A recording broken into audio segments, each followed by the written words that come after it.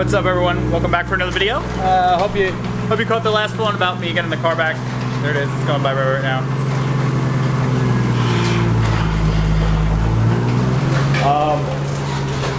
Right now I'm gonna take the car for a little ride. The tune is like, it's pretty much there. It's once you get into boost, it is completely ridiculous, but there's like a couple things. I don't know if they need ironing out, or it's just that like I don't have certain things, like I don't have the idle air control valve on, and then I don't know if you need like the cold start valve and stuff like that, but or like the AAC, I think. So there's a bunch of stuff deleted, so I think that's probably why we have like a rough idle right now. I don't know if you could hear it. It's also the car, like if I start the car, turn it off, let it sit for a little bit, and then start it back up, it idles a little weird until, I don't know if it has like too much gas and like it idles weird, but that goes away. We're gonna try to go for a drive. Gonna try to make it quick, because running low on gas. I don't feel like getting gas right now. All right, what's up? Got you on the GoPro. I don't know if you can actually hear me or actually see me because I can't get my app to start working, but we're gonna buckle in. We'll see that dead spot. I believe I was talking about it in the last video. Once you figure out the clutch, it's not as bad. The clutch is completely different. It grabs up very high. Tuner said it could be like between the cams and no IAC. That could be why it's there's like that dead spot on the tip-in. But if I just rev it up high, we good. Temperature is good.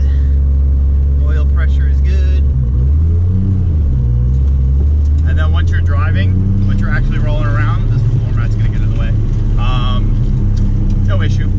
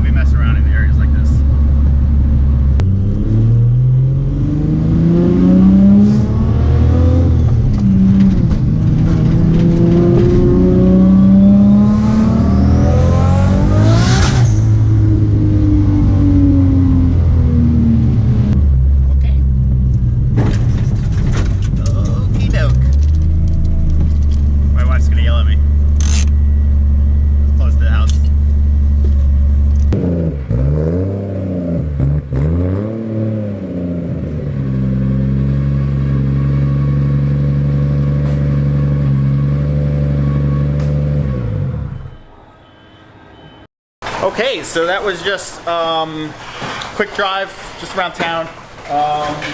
Trying to kind of get a feel for like that little bit of a dead spot it has, and the clutch. The clutch is completely different from how it used to be. It used to just be like midway, it used to grab. Now it's like almost at like the top where it grabs. So just getting used to that. And then once I get used to that, the dead-ish spot won't be bad at all. So got to relearn how to drive the car because it is extremely powerful now. Second gear, not much traction. That last pull, I don't even know if the GoPro recorded, but that last pull, the car started turning sideways a little bit. Yeah. One of my pulleys is bad also on here. I don't know which one. It makes like a weird noise as it's idling, but I'm not too concerned about it.